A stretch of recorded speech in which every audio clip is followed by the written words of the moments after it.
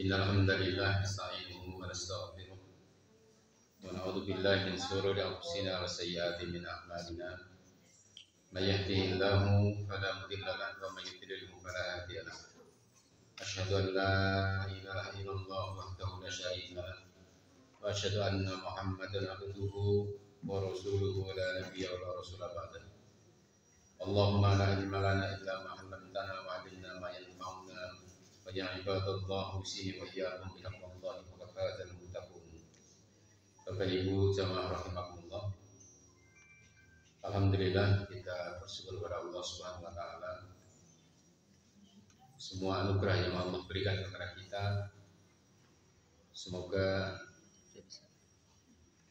mendatangkan kebaikan di dunia maupun di akhirat untuk pribadi kita, untuk orang-orang yang kita cintai, untuk masyarakat dan bangsa kita.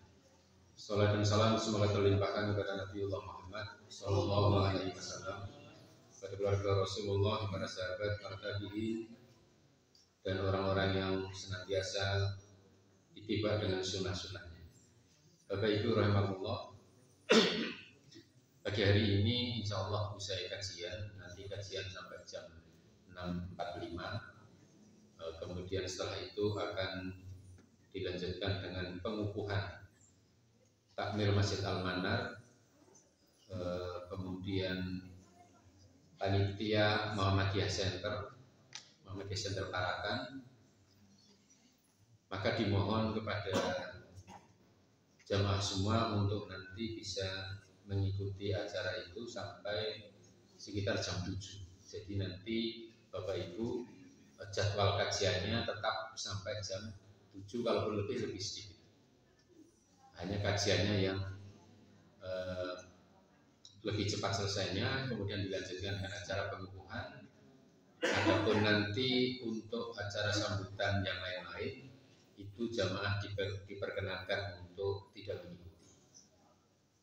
Jadi karena di dalam adab majelis itu meninggalkan majelis ketika majelis belum selesai itu harus atas izin pemilik majelis.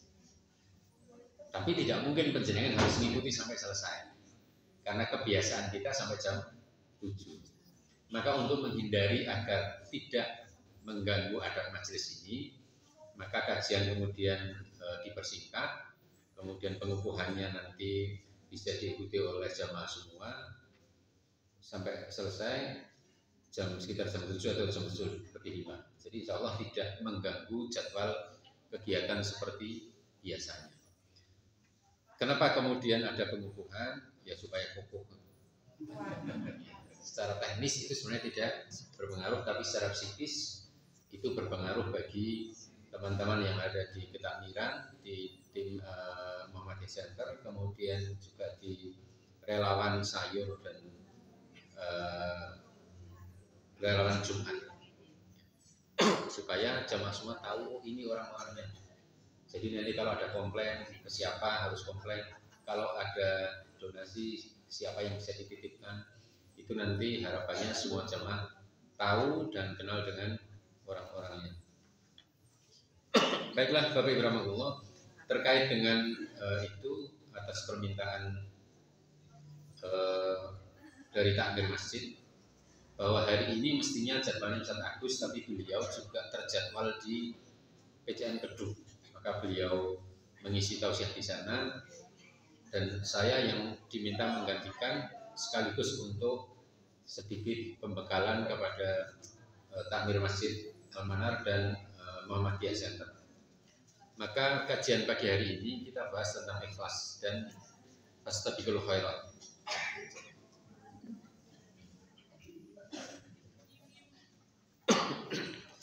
Bapak Ibu rahmatullah, penjelasan hadir di sini niatnya apa? Niatnya ngaji. Dapat ngajinya enggak? Selesai. Berarti enggak dapat pahala, enggak apa-apa. Ya kan niatnya ngaji.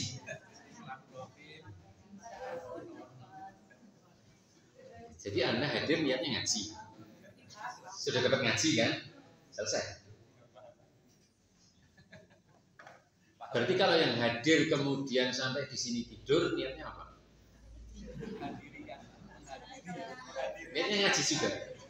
Ngaji di tempat tidur atau tidur di tempat ngaji?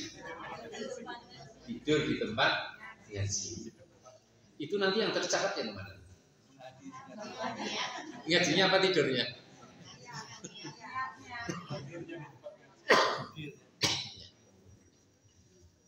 Baiklah Bapak Ibu rahimahullah, surat Al-Maidah ayat 48. Singkat saja, a'udzubillahi minasyaitonir rajim. Wa anzalna ilaikal kitaba bil haqq musaddiqan lima baina yadayhi minal kitab wa muhaiminan 'alaihi. Dan seterusnya sampai akhir, nanti silakan ikuti. Dan kami turunkan kepadamu Al-Qur'an dengan membawa kebenaran. Membenarkan apa yang sebelumnya, kitab-kitab yang diturunkan oleh Allah sebelum Al-Qur'an. Dan batu ujian terhadap kitab-kitab yang lain. Maka putuskanlah perkara mereka menurut apa yang Allah turunkan, dan janganlah kamu mengikuti hawa nafsu mereka dengan meninggalkan kebenaran. Bapak Ibu rahimahullah, Al-Quran diturunkan itu adalah untuk menyempurnakan kitab-kitab yang Allah turunkan sebelum Al-Quran. Ada Taurat, ada Zabur, ada Injil, juga ada yang disebut suhufnya Nabi Ibrahim alaihissalam. Itu semua diturunkan sebelum Al-Quran. Kemudian Allah turunkan Al-Quran untuk menyempurnakan itu.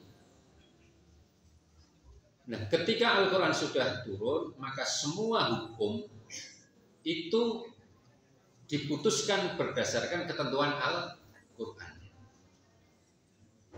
Tidak lagi diputuskan berdasarkan ketentuan kitab yang Allah turunkan sebelum Al-Quran.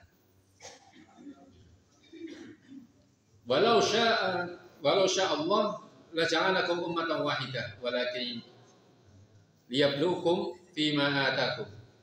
Ya. Kalau Allah menghendaki, Allah itu bisa saja Allah jadikan syariat itu dari awal sampai akhir, dari kitab sebelum Al-Quran sampai Al-Quran itu syariatnya sama. Allah bisa begitu. Tapi beda enggak syariatnya?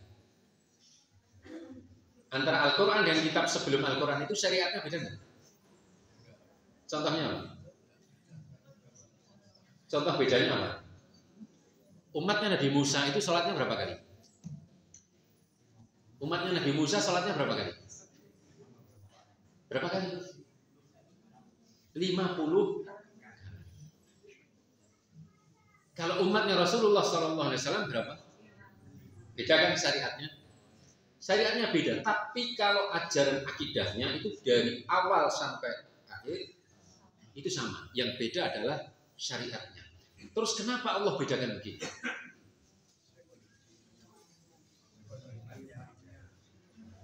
Ya, karena kondisi dan seterusnya itu. Tetapi Allah bedakan begitu, padahal Allah mudah untuk menyamakan dari awal sampai akhir itu syariatnya disamakan. Tapi Allah tidak melakukan itu apa? Untuk menguji kalian. Karena nanti kan ada yang nyel. Dan itu terbukti kan? Ada yang Al-Quran sudah turun, tapi mereka masih berpegang pada kitab Taurat. Al-Quran sudah turun, masih berpegang pada kitab Injil. Nah, yang nyel-nyel begini kan? Itu terseleksi dengan ujian ini. Allah datangkan Al-Quran yang syariatnya berbeda. Maka ada yang mengikuti Al-Quran, ada yang ngeyel. Lu aku melu sing biyen lah. Masa melu sing saiki, tuwa sapa to? Nah, kita kan sering begitu kan. Sing ditut sing bukan yang bener to. Wong tuwa ki ora kena salah. Pernah enggak kita manut anak sebagai orang tua? Masa wong tua kon manut anak, tua sapa to? Maka ada juga nanti ketika Al-Quran turun itu ada yang tidak menerima Al-Quran. Nah itu sebagai ujian ya, maka terseleksi. Jadi perbedaan syariat itu tujuannya adalah itu sebagai ujian. Jadi perbedaan itu sunatullah bukan? Sunatullah. Hari ini perbedaan itu ada. Terus kita menganggap perbedaan ini sebagai apa? Bisa nggak Allah bikin di dunia ini satu madhab saja? Tapi faktanya banyak madhab. Terus perbedaan ini maksudnya apa? Masih saja sebagai ujian bagi kita. Bisa nggak Allah jadikan isi kepala kita itu sama? Bisa kan? Bisa tidak Allah jadikan setuju semua dengan satu pilihan? Kenapa kemudian kita berbeda pilihan? Bayangkan kalau semua Allah jadikan sama, itu ini kayak ngomong. Tidak asik. Maka Allah jadikan berbeda-beda itu supaya dunia penuh warna. Sing penting ojo abu-abu. Nek abu-abu itu tidak jelas itu. Warnanya apa toh? Maka warna itu harus jelas. Dan perbedaan warna itu untuk saling melengkapi keindahan dunia, bukan untuk saling menjatuhkan, bukan untuk saling menjelekkan.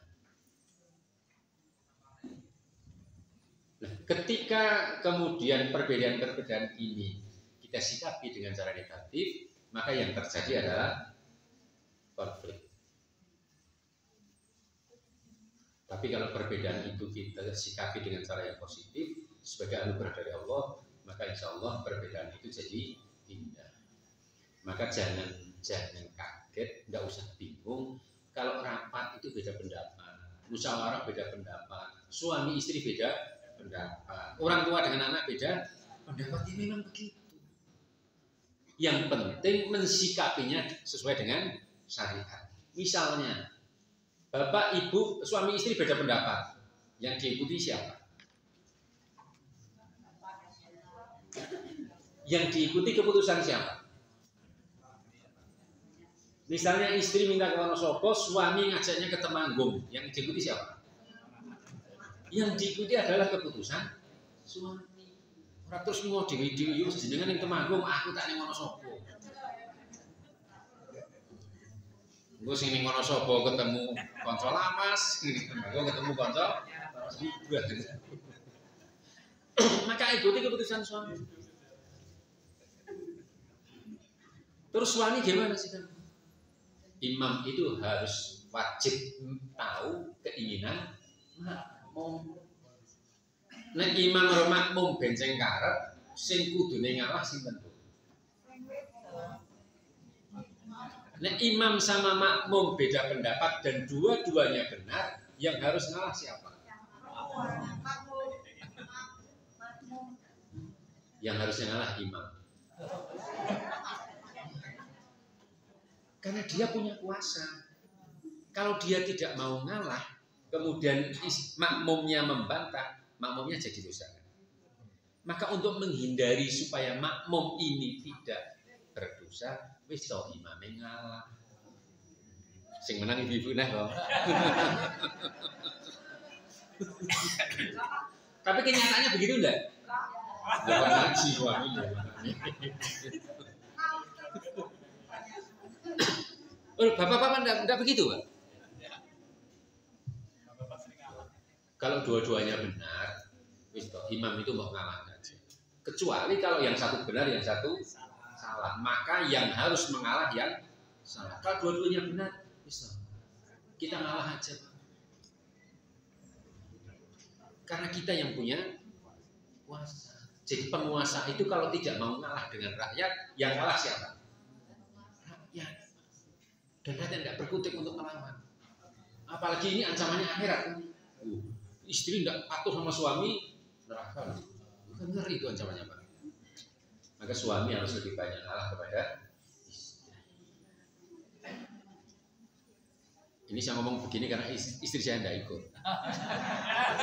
Bojoku melu aku betone kayak ngomong. Nanti lihat videonya, lihat video. Jadi itu perbedaan-perbedaan itu harus disikapi dengan cara yang benar sesuai dengan syariat. Allah membuat perbedaan, Allah juga buat syariat untuk menghadapi perbedaan. Bukan terus bahasa Indonesia jor kelopor. Ini pokoknya tanya perbedaan, terserah karepmu, itu enggak begitu. Ada perbedaan, Allah juga kasih petunjuk cara mensikapi perbedaan. Fastabiqul khairat. Nah, karena ada perbedaan-perbedaan itu, maka yang penting bagi kita adalah fastabiqul khairat. Apa itu fastabiqul khairat? Berlomba-lomba dalam kebaikan, bersegera di dalam kebaikan, berusahalah untuk menjadi yang pertama di dalam kebaikan. Jadi kita disuruh lomba dalam kebenaran apa dalam kebaikan? Jadi kita tidak diminta berlomba di dalam kebenaran, tapi berlomba di dalam kebaikan. Maka tidak usahlah kita lomba-lomba yang paling benar gitu. Tidak usah kita merasa paling benar atau merasa lebih benar dari yang lain, karena perintahnya tidak begitu.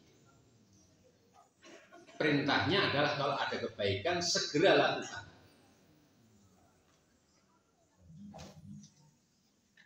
Sebab kalau kebaikan itu diperdebatkan, terus kapan leh tandang? Rapat tok isine ora tau ana tandangnya. Ada di sebuah cabang mau bikin pondok itu rapatnya sudah 11 kali. Rapat terakhir itu sampai jam 12 malam. Tapi setelah itu pondoknya enggak ada. Karena rapat kok. Dan masing-masing bertahan dengan pendapatnya masing-masing. Ya baik semua pendapatnya, tapi kan pertimbangannya beda-beda. Tapi karena terlalu lama memperdebatkan pendapat yang dua-duanya baik itu, akhirnya tidak ada actionnya dan gagal itu mendirikan pondok. Jadi mari kita biasakan kalau ada kebaikan, sudah jelas itu baik, tidak melanggar syariat, ayo lakukan sesuai dengan kemampuan. Tidak usah diperdebatkan lagi. Karena Bani Israel itu kan salah satu karakter mereka tukang ngeyel. Gur kok nyembelih sapi mbok wis tandang lak sampung. Sik takon sapine sing kaya ngopo. Wong parane sing kaya ngopo. Umure piro? Nek sing wis tau dienggo mbajak sawah entuk ora. Wes kopian salah. Malah resiko tandang.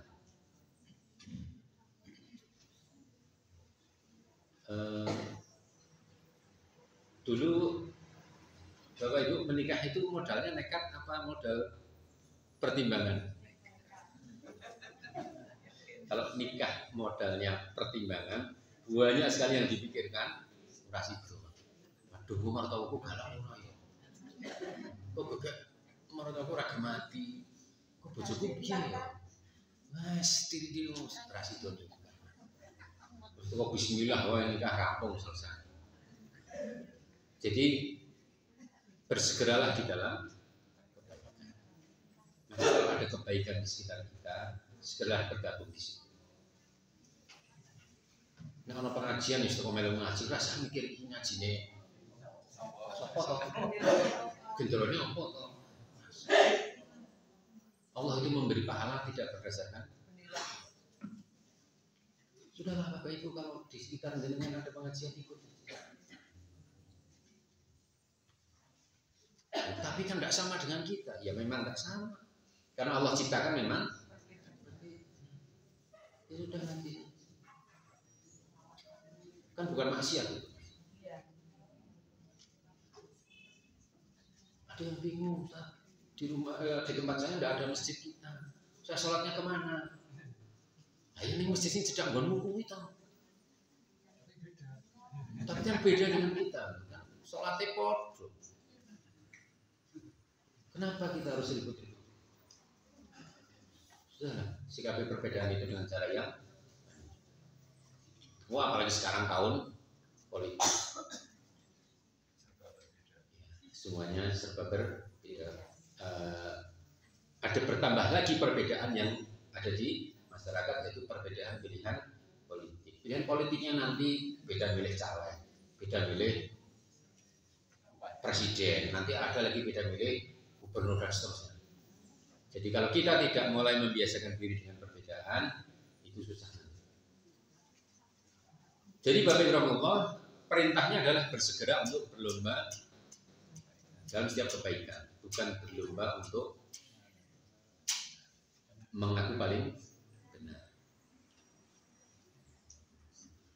Nah, Allah sebutkan khairat itu dalam bentuk jamak. Bentuk tunggalnya khair. Bentuk jamaknya khairat, artinya banyak. Artinya ada banyak sekali kebaikan yang Allah berikan kepada kita. Ada pilihan-pilihannya banyak sekali. Kebaikan yang mana yang bisa kita lakukan, sudah lakukan. Dan Allah juga berikan kepada kita potensi kebaikan yang banyak sekali.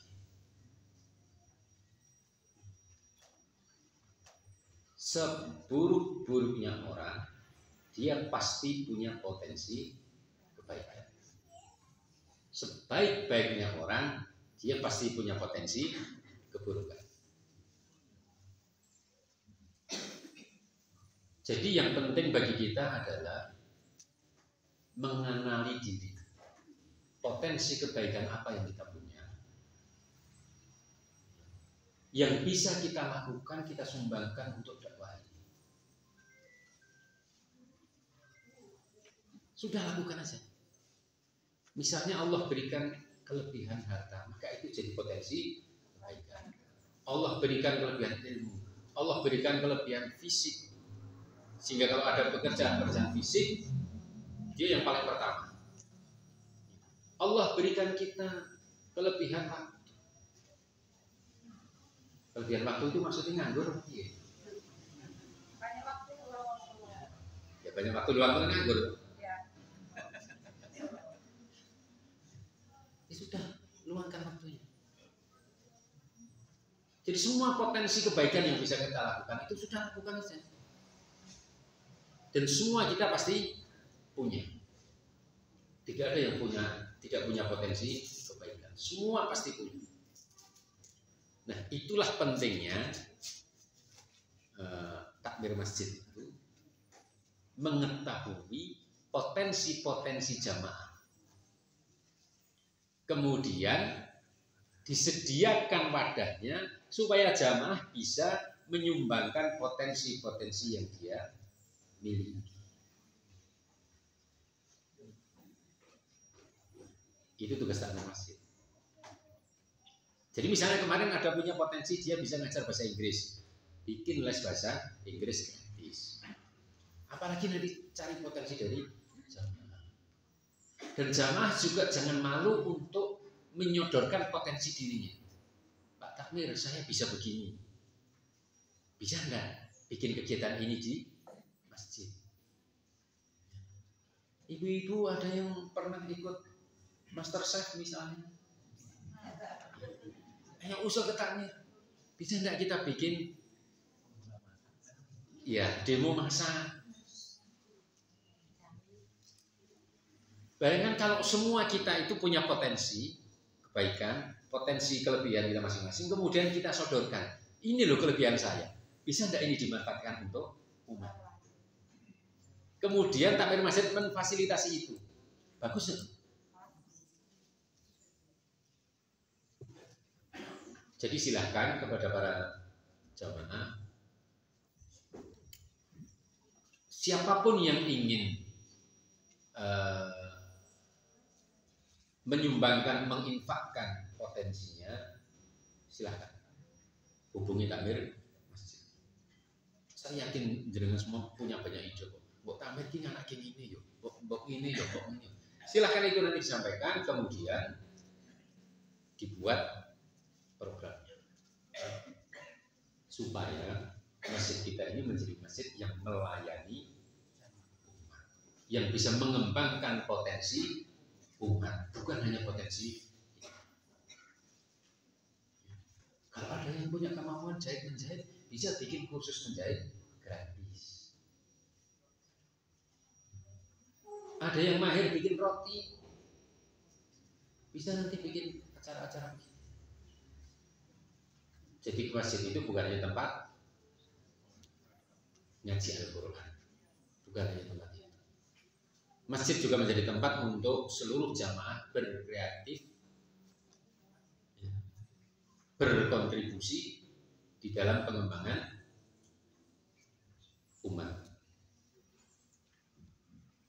Nah, jadi kalau setiap kita bisa menyumbangkan potensi terbaik kita ke dalam masjid, maka insya Allah Masjid Al-Manar ini akan menjadi masjid yang bergairah, tidak membosankan. Pak Tamire wedi dadi rewo ning mburi dhewe. Bapak Ibu Allah, selanjutnya hadis Rasulullah SAW ini sudah masyhur sekali. Bapak Ibu pasti sudah hafal. Khairun nasi anfa'uhum linnas. Sebaik-baik manusia itu adalah manusia yang paling bermanfaat bagi manusia yang lain. Pernah tidak kita bertanya pada diri kita, apa sih manfaat kita untuk orang lain?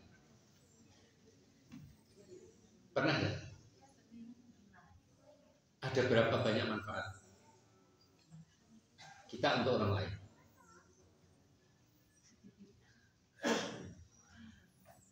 Terus pernah tidak kita tanya diri kita, apa madorot kita untuk orang lain? Pernah tanya gitu? Apa madorot kita untuk orang lain? Bisa ditulis gitu ya. Madorot saya, manfaat saya untuk orang lain ini. Madorot saya untuk orang lain ini. Kemudian coba dibuat program untuk mengurangi itu. Mengurangi secara bertahap, madorot kita ke orang lain itu dikurangi. Contohnya apa? Ada yang bisa kasih contoh? Madorot kita ke orang lain. Susah kasih contohnya. Apa mutungan ya? Dulu mutungan ini madorot apa?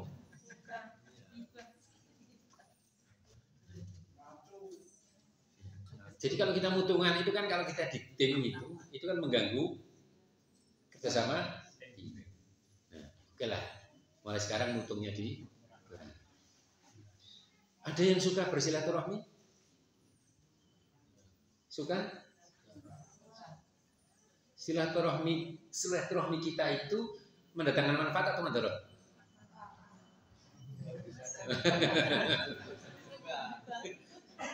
Misalnya kita silaturahmi ujung-ujungnya gibah, itu manfaat atau mudarat?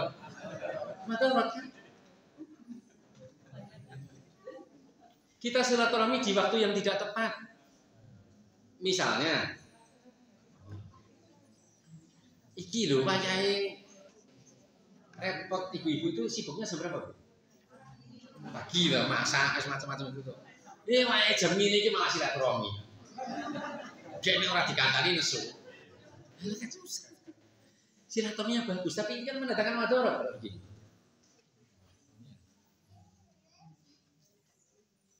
Ada yang suka nulis story? Storynya itu coba dipikir. Kalau kita nulis story itu dipikir. Ini kalau saya tulis itu mendatangkan madorot apa manfaat? Dipikir dulu. Kalau mendatangkan manfaat, silakan di-share. Kalau tidak, enggak usah.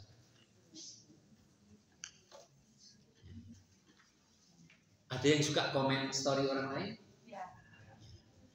Itu juga dipikirkan. Komennya itu manfaat atau? Ada orang lagi patah semangat bikin story, kok like komen guys.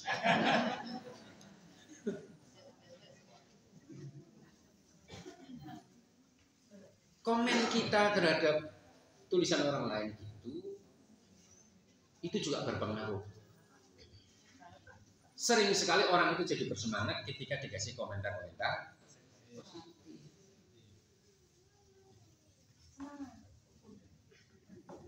Saya punya teman TKW di Hong Kong. Setiap kali dia nulis story, selalu saya kasih komen yang konyol. Tidak pernah serius. Karena dia pernah ngomong sama temennya, salah satu hiburan dia adalah komen saya. Jadi saya selalu komennya konyol ke dia, karena itu hiburan buat dia, jauh dari keluarga. Jadi dipikirkan dulu, ini komen saya ini positif, dampaknya positif apa?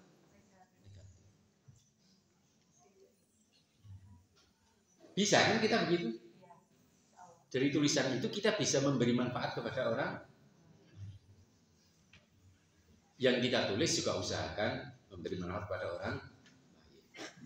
Maka ada anekdot yang lucu, tapi saya tidak terlalu setuju sebenarnya dengan anekdot ini.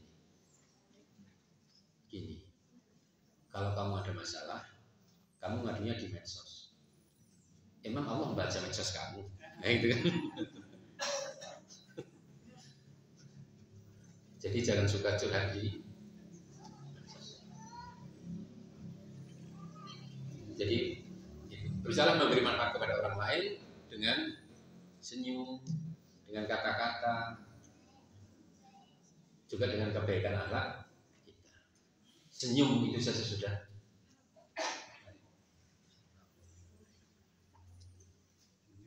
Banyak orang yang ketika bermasalah sembuh hanya dengan senyum. Andai ada orang yang pertama kali ke masjid, dia dapat senyum, rasanya gimana? Wah, monggo. Tapi orang pertama ke masjid, mimpi apa ya jenengan? Sesuk ras dari masjid itu. Itu dengan kata-kata kita, maka dengan ilmu, dengan harta, dengan kebaikan Allah. Maka senyumlah dengan senyum yang positif, bukan senyum yang taksub. Kata-katanya positif, kebaikan akhlak kita juga, supaya semuanya berdampak positif pada orang. Itu yang disebut anfa'uhum linnas. Jadi ojo bayangke manfaat itu hanya berupa bantuan. Manfaat itu juga berupa dampak positif yang kita berikan kepada orang lain dengan perkataan kita, dengan perilaku kita, dengan senyum kita. Itu adalah manfaat buat orang lain. Maka jadilah pribadi yang selalu memberi manfaat dan dampak positif kepada orang lain. Ya. Masih 4 menit tentang ikhlas, Bapak Ibu rahimahullah.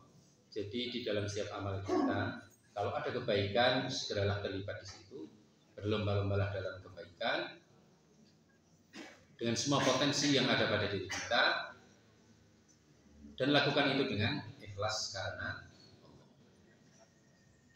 Ikhlas itu apa, Pak?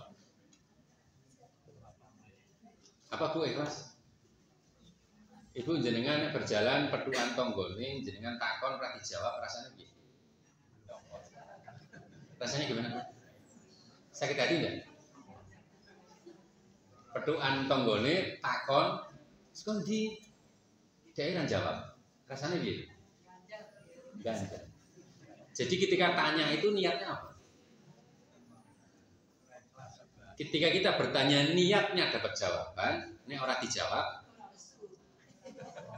Tapi ketika kita bertanya niatnya kita adalah karena Allah, ini orang dijawab ya, nggak masalah.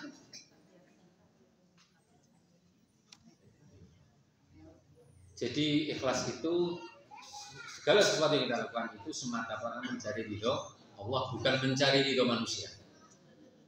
Mbok wis apik kok yang apa dibalas elek ora apa-apa. Kita tidak mencari balasan dari manusia. Silahkan nanti dibaca kisah Abu Bakar As-Siddiq di dalam Hadisul Ifki, berita bohong. Ketika sepupunya Abu Bakar As-Siddiq, kalau tidak salah namanya Mistah, saya lupa-lupanya. Dia itu saudara yang kurang mampu sehingga hidupnya di backup oleh Abu Bakar As-Siddiq. Tapi dia juga yang ikut menfitnah Marah.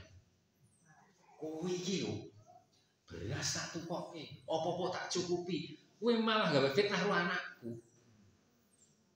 Gimana perasaan? Iya, saat itu Abu Bakar kemudian dia berjanji akan saya stop subsidi saya ke Miftah. Tapi kemudian diingatkan oleh Allah Subhanahu wa Ta'ala.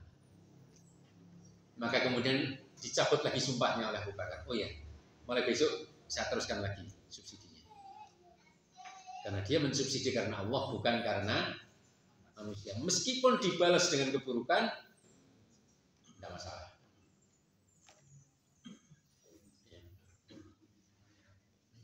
Nah, yang penting ini. Kalau kita berharap balas pada manusia, itu manusia kadang lupa. Sehingga kadang air susu berbalas. Sering begitu. Bila hanya berharap balas dari Allah, Allah tak pernah lupa dan tak akan terlewat. Maka tak akan susu berbalas. Tidak mungkin Allah itu susu berbalas. Perintah ikhlas jadinya adalah perintah untuk bahagia. Menghindari hati luka dan kecewa. Karena kalau karena Allah, kita yakin Allah pasti memberi balasan. Dan balasan Allah tidak akan ada yang terlewat. Tapi kalau kita berharap balas pada manusia, maka siap-siaplah kecewa, sakit hati, dan seterusnya. Nah, itu ada tulisan kecil. 3 poin itu untuk siapa? Pelaku amal, bukan untuk penerima. Kalau untuk penerima amal, rumusnya bukan ini. Kalau untuk penerima amal, rumusnya adalah la yaskurullaha man la yaskurinnas. Tidak dikatakan bersyukur pada Allah mereka yang tidak berterima kasih kepada manusia. Jadi bentuk syukur kita pada Allah adalah berterima kasih kepada orang yang baik kepada kita.